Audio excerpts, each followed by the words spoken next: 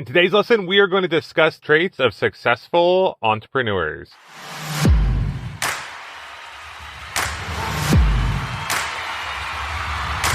Hey, what's going on, my fellow and future millionaires? Welcome to the Millionaire University Podcast. It is 5 o'clock and I am out in my car today. I'm out here because, honestly, I've been up since 4 o'clock. And there's some things I wanted to talk to you about, but I know if I hopped on my computer and the portable microphone that we're currently using, because we've been moving all over the place, I would wake everyone else in the family up. So I came out here so we could talk, because there's some things that I just wanted to put out there. Let me give a little context. Last night, I was hanging out with a friend and fellow entrepreneur.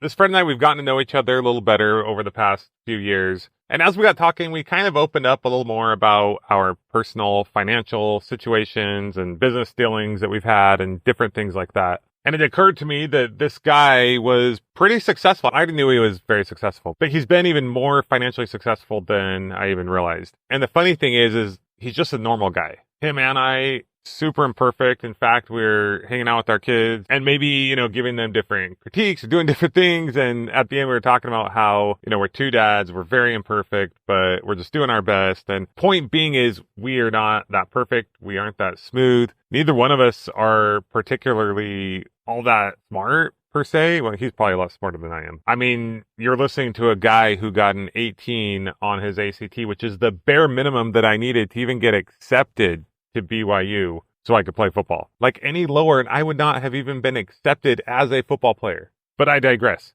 So after hanging out with this guy, I kind of got thinking about what is it that separates the 1% from the rest. Now, in case you don't know, there's a huge disparity, a huge gap between people who make 1% income and just about everybody else. Obviously, if you're in the top like 1.1, it's not as big, right? But just to give you an example, the top 1% of wealthy Americans have a net worth of over $10 million, and the top 2% is like over $2 million. And then you get to like 10%. Anyway, I don't have all the numbers in front of me, but it goes down pretty quickly. But it just got me thinking about all the successful people that I know and what are the things that they do? What are the traits that they have versus other people who may not be quite as successful? Now, the goal of this podcast is not to say that anyone is better than anyone else. I also know there are a lot of feelings out there about the 1% and people who hate on the 1%, etc. I am here to tell you that it is not true that somebody by having more money means that someone else has less money. That's not how it works. In fact, it's the opposite. It's usually the 1%ers that are creating even more opportunity for everyone else. It's not like there's this magical pie and everyone takes a piece and some people are hoarding more of it. No, it's the opposite. 1%ers are the pie makers. They go out and make pies. They make the pies bigger so more people can have more. But anyway, just wanted to kind of get that out of the way. If your goal is to get into the top 1%, not only are you creating a better life for you and your family, but also for so many others. Okay, so with that, today I want to talk about 26 traits that the most successful entrepreneurs have. The top 1%ers, if you will. Or those who are moving in that direction. Oh, and something else that was pretty cool is as I was going through these, I noticed that number 1 actually started with an A. Number 2 started with a B. Number 3 didn't start with a C, but one down a little further, I'm like, oh, there's a C. So I kind of tried something out and I realized that with a few exceptions, these traits actually covered most of the letters in the alphabet. And then I was able to make a few creative adaptations to have other ones fit into the other letters. So it's pretty awesome how this worked out. I think it's kind of fun to do little things like this because they help us remember and think about these things. So what we actually have is not only 26 traits of successful entrepreneurs, but 26 traits of successful entrepreneurs starting with every letter of the alphabet. Boom, baby. How cool is that? Let's go. All right, let's dive in. Success trait number 1, aware. Now, what I mean by this is what I found is most people in the world actually aren't aware of what is possible. It's like they haven't had that epiphany for some reason or another. Maybe they haven't had certain influences in their lives. Maybe just how I was years ago, they had never heard of a podcast. They don't have access to as much media or aren't aware of everything that media can give them. I can't tell you how often I'll be talking to someone about business and they just don't understand like where I learned this from. I'm like, oh, do you listen to podcasts? And whether it's yes or no, it's very often that they don't listen to business podcasts, or for whatever reason, they just aren't aware of all the opportunity that's out there. Now in life, we talk a lot about nature or nurture. Are you born an entrepreneur, or is it something that you're taught growing up? So for me, I believe it's a little bit of both, but I do believe that regardless, no matter what, everyone can have a successful business. In fact, I didn't mention this previously, but everyone can develop these traits or have these things that I'm talking about.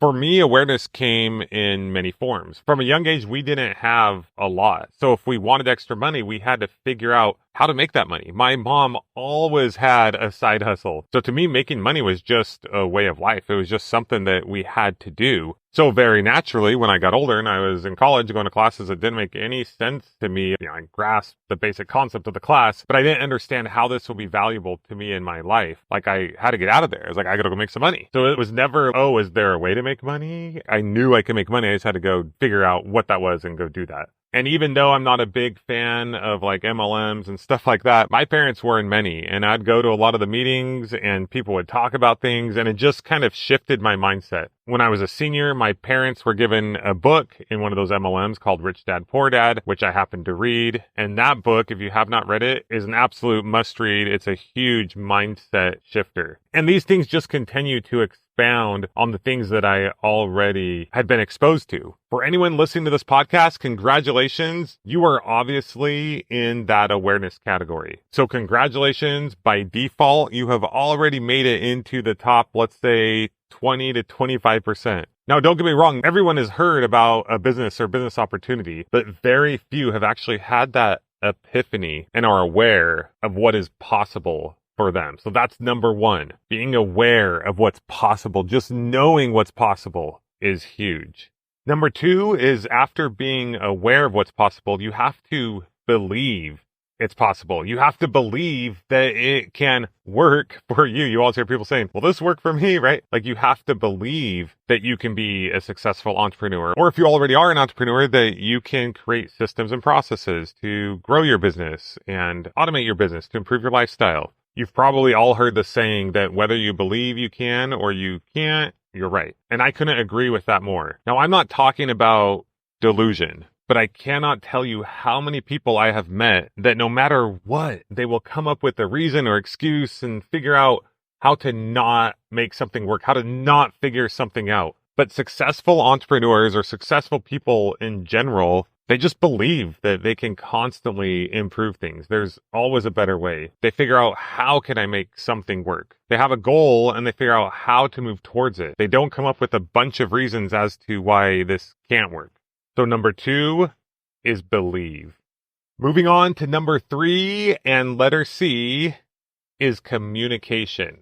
The other day I was talking to Tara about this topic and I was telling her, I said, I think maybe the number one attribute of successful entrepreneurs is they have insanely strong communication skills.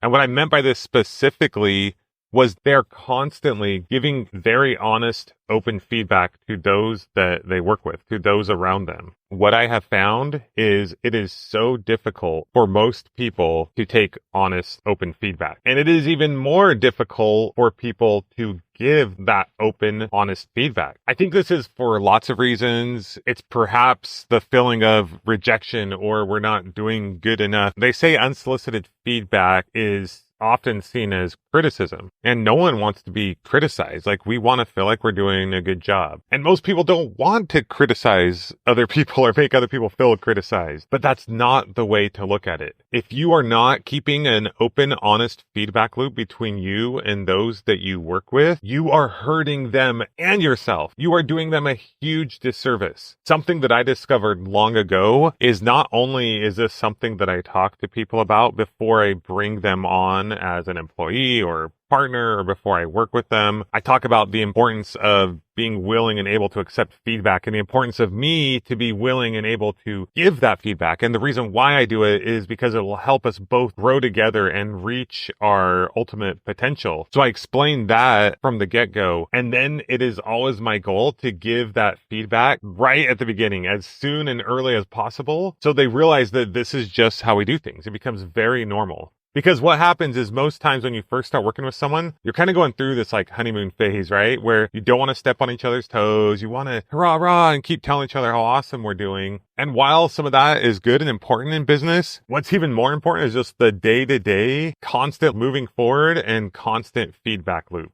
So right from the get-go, like my goal is to find something that might be seen as quote unquote negative feedback, but it's really not negative. Once again, that's just how we perceive it sometimes. Something that someone maybe could be doing better or did wrong, or actually just me saying, hey, this is how I think we should do this, and sharing that feedback with them from day one, essentially, and not even making it a big deal. Just making it like, oh, let's do this. Let's check this. I like how you did this. Also, of course, be positive. I'm not talking about being negative. You want to be positive. You want to point out the things that are going well. You want to be pumped about things, but it's like, oh, we got to fix this thing here. We got to do this and that there, right? Like an open feedback loop. Not only will it help you, like it is crucial. It is critical. This same guy that I'm talking about that I was hanging out with last night, this friend of mine, he was sharing how he recently had to let one of his employees go because they were bringing down the entire team. It was a drag and it was hard, but it was essential. It was critical. And this has changed the morale and the culture of everyone in the business, and it's affected the customers, and it's just been so huge. But once again, the key is that communication, that open and ongoing feedback loop.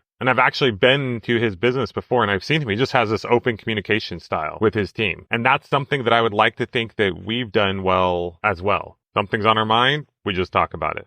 Communication is key to being a successful entrepreneur. Number 4 is successful entrepreneurs are decisive.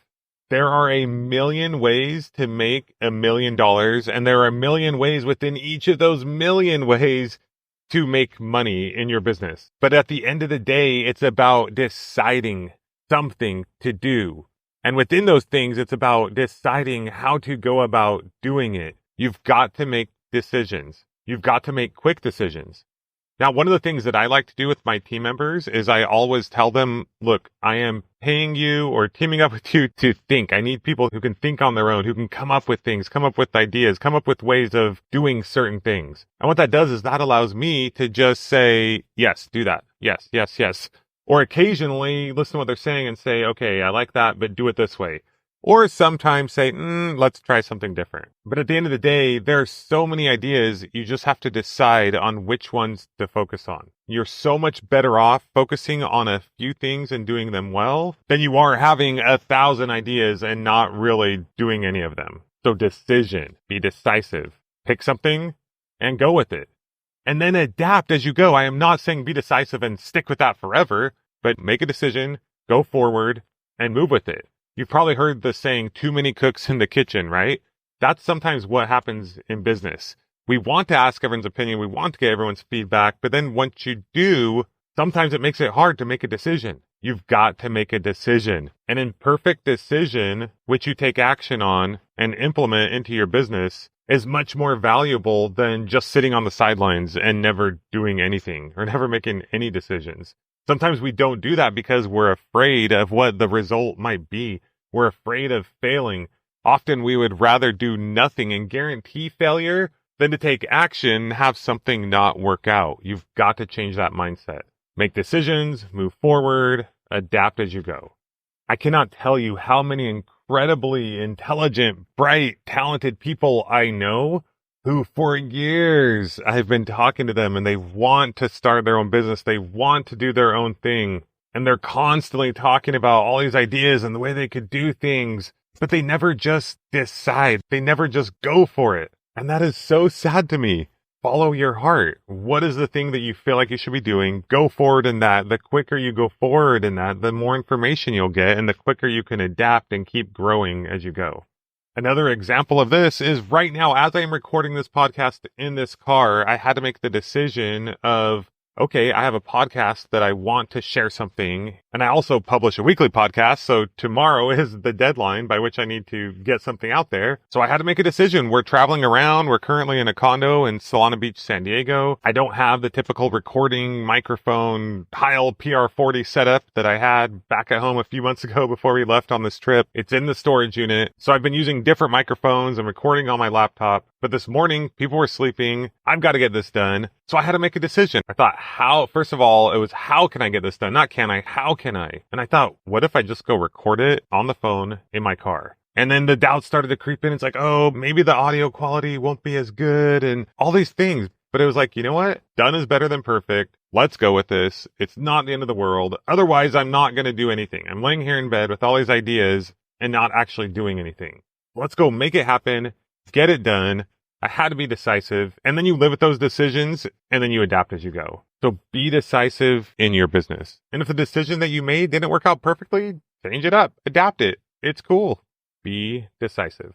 Okay, speaking of being decisive and making decisions, as I'm recording this, I already know this, but I am being reminded that I am a man of many words. I have never been accused of not having much to say. And I've realized that if I record all 26 of these, it is going to take hours. So I'm going to make a decision right here, right now. And what I'm going to do is I am going to record several of these going through these 26 traits. This will help you so you don't have to try to take them all in at once. But as you listen to these over time, you'll be able to take them in. And just to be clear, you don't need to have all 26 perfect. These are just things that we constantly need to be reminded of. If you're not at the place where you want to be in your life and in your business, hearing these things again and again in different ways from different perspectives, a lot of them bleed into each other, will help you identify areas that maybe you can improve and things that you can work on. So this will be part one of many.